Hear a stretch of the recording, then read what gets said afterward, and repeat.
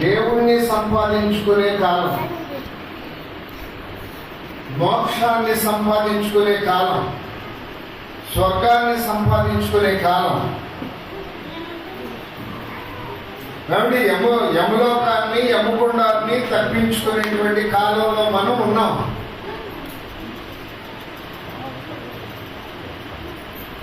స్వర్గం ఉంది, నరకం ఉంది.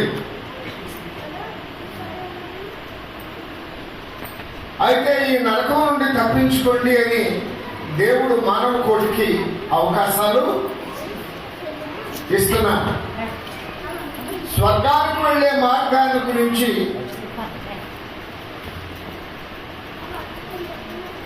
ప్రకటించడానికి పంపించబడినటువంటి ప్రవక్తలు అనేక మంది స్వర్గం ఉంది, ఆ స్వర్గం కొరకు మీరు సిద్ధపడండి, ఆ స్వర్గానికి వేసే మార్గము అని చెప్పడానికి కొంతమంది సేవకుల్ని దేవుడు లోకంలోనికి పంపిస్తున్నాడు. ఏమండి? అలాగే పూర్వం ప్రవక్తలను పంపాడు. ఎవరు పంపాడండి? ప్రవక్త అంటే మానవునికి దేవుడికి మధ్యవర్తి. దేవుని యొక్క సందేశాన్ని మానవులకు అందించేవాడు,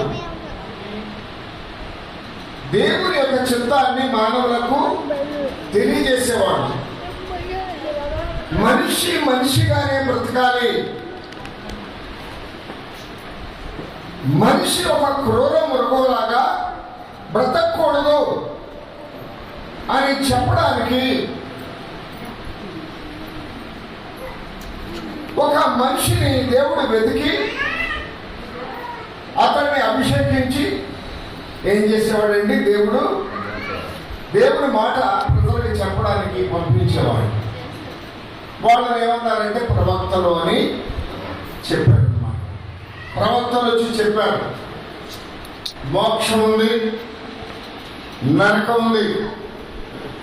మోక్షానికి మార్గం యేసుక్రీస్తు, నరకానికి మార్గం సాతాను, అపవాది అని వాళ్ళు చెప్పారు. మీరు నరకానికి పోకుండా ఉండాలని అంటే యేసుక్రీస్తు అనే మోక్ష మార్గంలో మీరు ప్రవేశించండి, మీ జన్మం ధరిస్తుంది, మీరు స్వర్గస్థులవుతారు. అంటే మనిషికి ఈ భూమి మీద ఉన్న బ్రతికే బ్రతుకు కాదు. మనిషి భూమి మీద బ్రతికితే ఒక 70 ఏళ్ళు బ్రతుకుతాడు, లేదంటే ఒక 80 ఏళ్ళు బ్రతుకుతాడు, మించితే ఒక 100 ఏళ్ళు బ్రతుకుతాడు. అయినా వాటి వైభవం ఆయాసమే. తర్వాత ఎంత గొప్ప కోటేశ్వరుడైనా, మీసాలు తిరిగినటువంటి మనగాడైనా, ఆటగాడైనా, వేటగాడైనా, పాటగాడైనా, రౌడీవాడైనా, మనుషులను చంపేవాడైనా, చెడిపోడైనా, చలంగిరి పెట్టేవాడైనా, ఎవరి కొంప తీసేవాడైనా, మోసగాడైనా, అబద్ధికుడైనా, వేటగాడైనా, వేసదారైనా చావవలసిందే.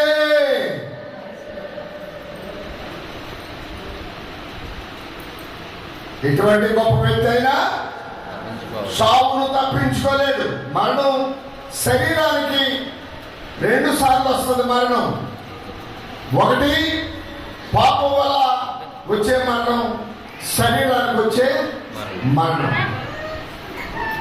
కాబట్టి ప్రియమైనటువంటి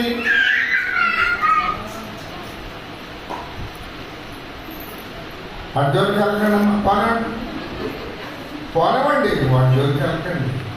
కాబట్టి ప్రియమైనటువంటి దేవుని యొక్క ప్రజలారా, పరలోకానికి మార్గం యేసుక్రీస్తు.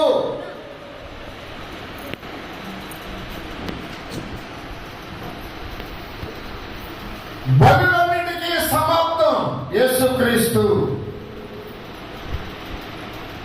బలులన్నిటికీ ఆఖరు బలి యేసుక్రీస్తు. సృష్టిని ప్రేమించిన సృష్టికర్త, సృష్టి యొక్క రక్షణార్థ నిమిత్తము బలి చేయబడినటువంటి, బలి పశువుగా భూమి మీదకి వచ్చినటువంటి దేవాది దేవుడు ఆయన మోక్షానికి మార్గం అని చెప్పడానికి పూర్వకాలం ప్రవక్తలు, ఆ తర్వాత యేసయ్య చెప్పమన్నవాడే చెప్పడానికి మనిషిగా వచ్చాడు. ఆయన యేసుక్రీస్తు. ఆయన శిష్యుల్ని ఏర్పాటు చేసుకున్నాడు. ఆయన వెళుతూ ఆ పని భారాన్ని శిష్యుల మీద పెట్టాడు. ఆయన శిష్యులు పని ప్రారంభించారు. నేడు కూడా ఆ పని జరుగుతుంది. పరలోకానికి మార్గం యేసుక్రీస్తు.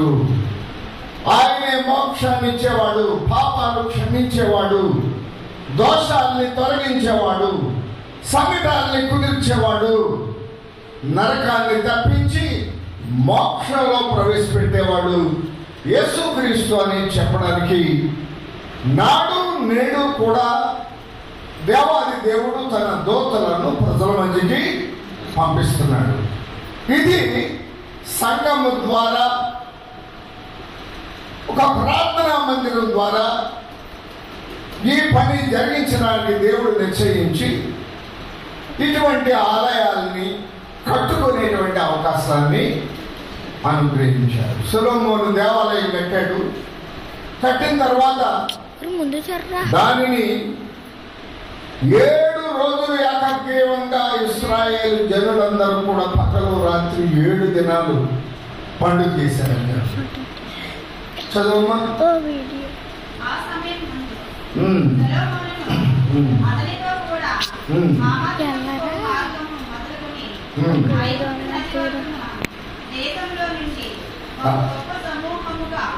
దేశంలో నుండి గొప్ప జన సమూహంగా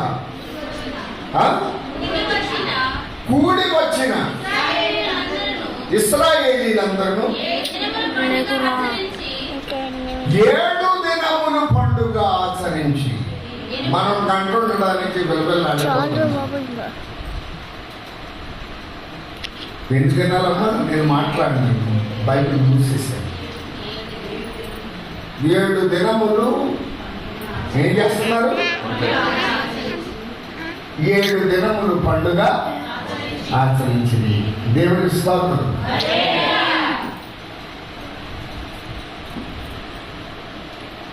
ఆ పండుగలో ఏం చేశారంటే వారు విస్తారమైనటువంటి బలులు అర్పించారు, మొక్కుబళ్ళు చెల్లించారు. చదవండి. 8వ దినం నాడు ఆ పండగ ముగించి 7 దినములు బలిపీఠము ఏం చేస్తూ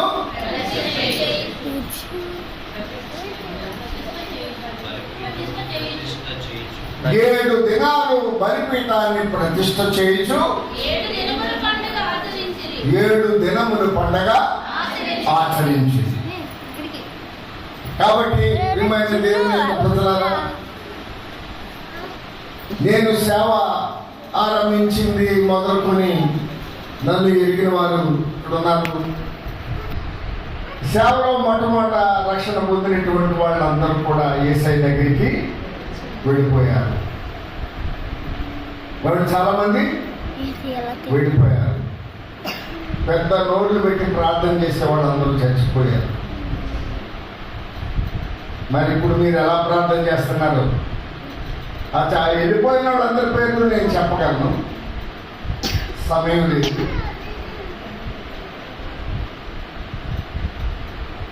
దేవుడు మిమ్మల్ని ప్రేమించుడు చేత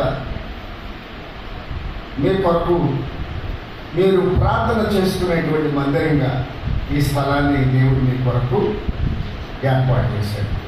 అవునా కాదా చెప్పండి? ఎప్పుడు మీరు ప్రార్థన చేసుకుంటారని, ఏ కష్టం వచ్చినా, ఏ నష్టం వచ్చినా, ఏ ఇరుకుంటే అన్నీ చెప్పడానికి సమయం లేదు, మీకు వినే ఊపు కూడా లేదు. కాబట్టి మీరు వింటారంటే రేపు ఉదయం 6 గంటల మొహం కడుక్కొని అప్పుడు ఫోన్ చేద్దామంటే అప్పటి వరకు కూడా నేను చెప్పడానికి రెడీ. కాబట్టి మీకు ఓపిక లేదు. మీరే దేవుని ఆలయం.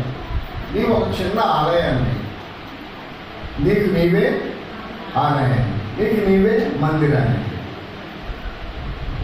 నీవే దేవుని మందిరం. అర్థమవుతుందండి? ఈ మందిరాలన్నీ స్లాబ్ బిల్డింగ్లు కానివ్వండి, రేపు బిల్డింగ్లు కానీ, ఏ బిల్డింగ్ అయినా ఇక్కడ ఉండిపోయేదే. కానీ పరమాణు చేరేది ఎవరండి? మనిషి అనే బిల్డింగ్.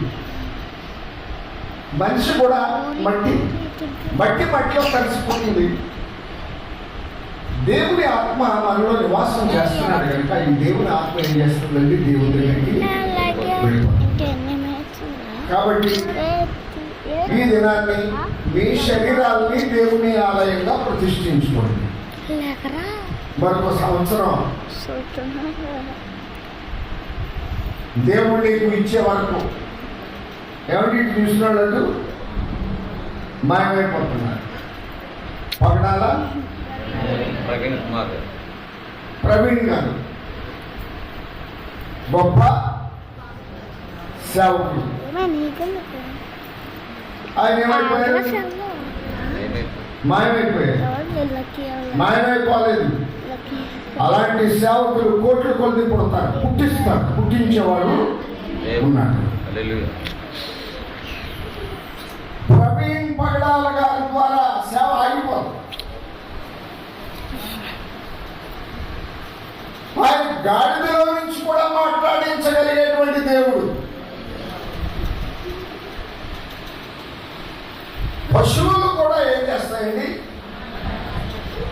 దేవుని సంగతులు మాట్లాడతాయి. పక్షులు దేవుని సంగతులను మాట్లాడతాయి. సృష్టి దేవుని సంగతులను గురించి మాట్లాడతాయి. దాన్ని ఎవడో కూడా ఆపు చేయలేడు. ఆపు చేద్దాం అన్నవాడు ఆపైపోవాలి తప్ప దేవుని యొక్క శక్తిని ఎవరు కూడా ఆపలేదు. దేవుని ప్రభావాన్ని ఎవరు కూడా ఆపలేదు.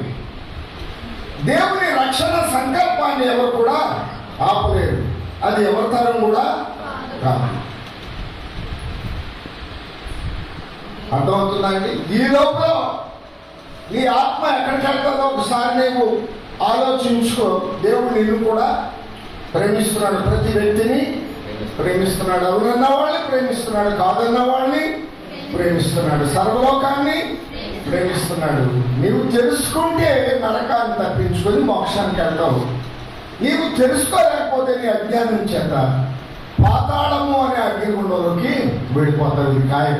అది తప్పించడానికి ఆలయాలు, అది తప్పించడానికి దేవుని సేవకులు, దేవుని చేత పంపబడిన వారు. నీవు ఏర్పాటు చేసుకున్న బాలికపు కాదు, దేవుని చేత ఏర్పాటు చేయబడినటువంటి వాడు సేవకుడు. ఏంటండి? ఒక సేవకుడు పోతే ఇంకోసం యేసు ప్రభువుని చంపేస్తే ఈ క్రైస్తవ్యం పోతుంది అనుకున్నాను. యేసు ప్రభువుని చంపేసిన తర్వాత ప్రపంచం అంతా వ్యాపించేసింది. యేసే రక్షకుడు, యేసే దేవుడు, యేసే స్వర్గాన్ని ఇచ్చేవాడని ప్రపంచం అంతా. ఇప్పుడు యేసు ప్రభు గురించి తెలియలేని వాళ్ళు ఎవరు ఉన్నారు? అందరికీ తెలుసు. తెలిసిన తర్వాత రక్షణ పొందడం నీ పని, రక్షణ ఇవ్వడం ఆయన పని. రక్షణ ఇచ్చేశాడు, నీవు రక్షణ పొందుకో, సుఖంగా ఉండు, ఆనందంగా ఉండు, సంతోషంగా ఉండు, త్రాగుడు మాను, 10 మంది పెళ్ళాలకు తిరగకుండా ఉండు, 10 మంది మొగుళ్ళకి తిరగకుండా ఉండు, బ్రాంతి మాను, సిగరెట్లు మాను, కళ్ళు సారా మాను, కంకిరి పనులు మాను, నరహత్యలు చేయడం మాను, చెడుపులు పెట్టడం మాను, చల్లంగిలు పెట్టడం మాను, నీరుగోడికి పొరుగోడికి పడి ఆడటం మాను.